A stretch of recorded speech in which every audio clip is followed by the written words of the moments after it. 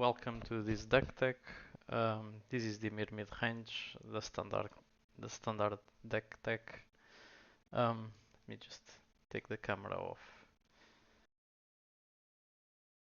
Okay, so now you can see the full list.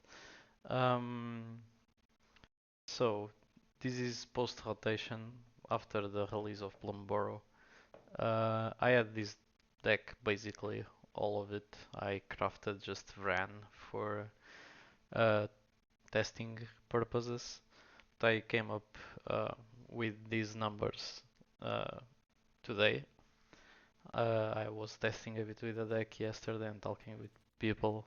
So this is basically the Dimir Midrange. It's a pile of good cards that were left over after rotation. I think that uh, the deck has a lot of flexibility, as in there are a lot of ways in which you can take this deck. But this is um, primarily the good cards list. So you're just playing the best cards that were left out post rotation.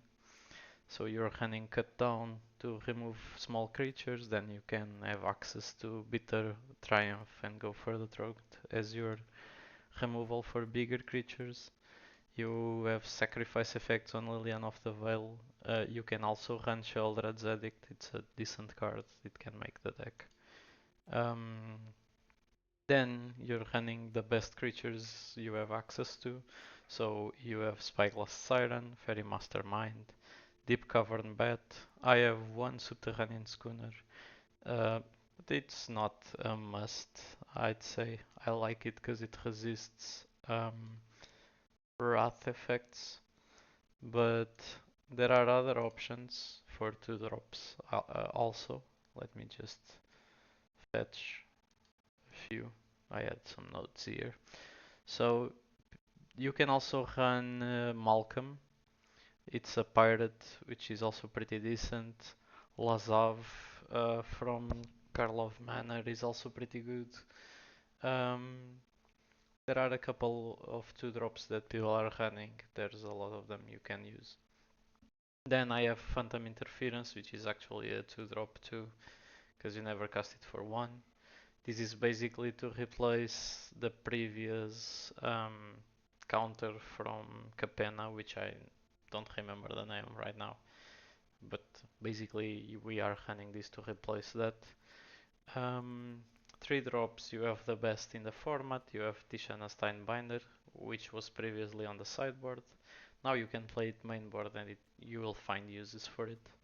Preacher of Schism and Gix. As your draw engine, Gix is just an amazing creature right now. I think it's one of the best in the format.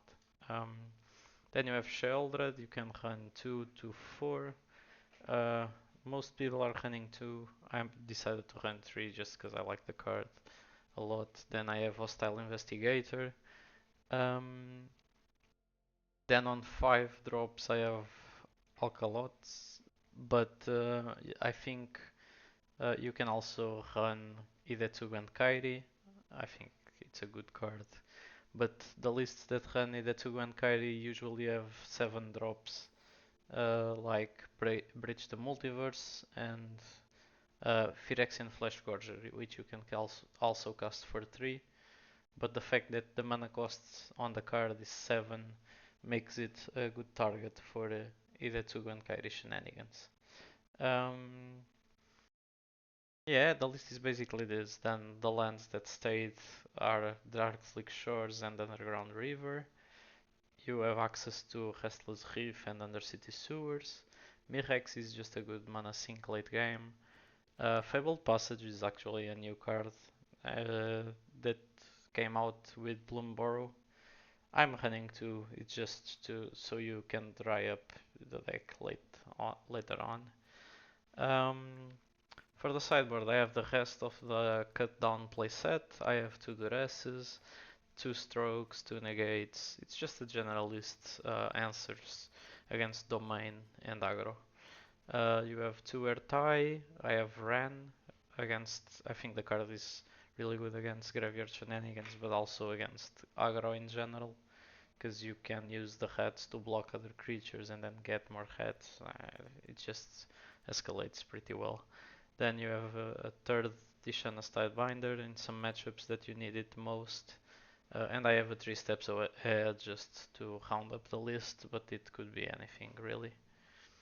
And I have the second Liliana also on the sideboard, and that's basically it. Other cards of sideboard that I recommend are Glistening Deluge, which gives -1/-1 to all creatures, but if they are green or white, they take additional -2/-2, so up to -3/-3.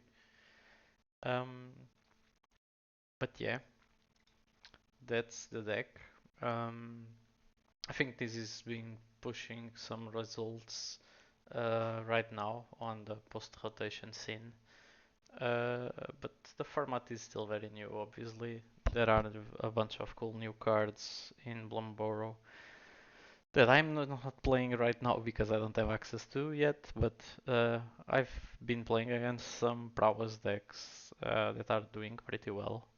And if you check results on MTG Goldfish, you will see that there are some prowess decks popping up with this set. Enough of talking, let's go play some matches.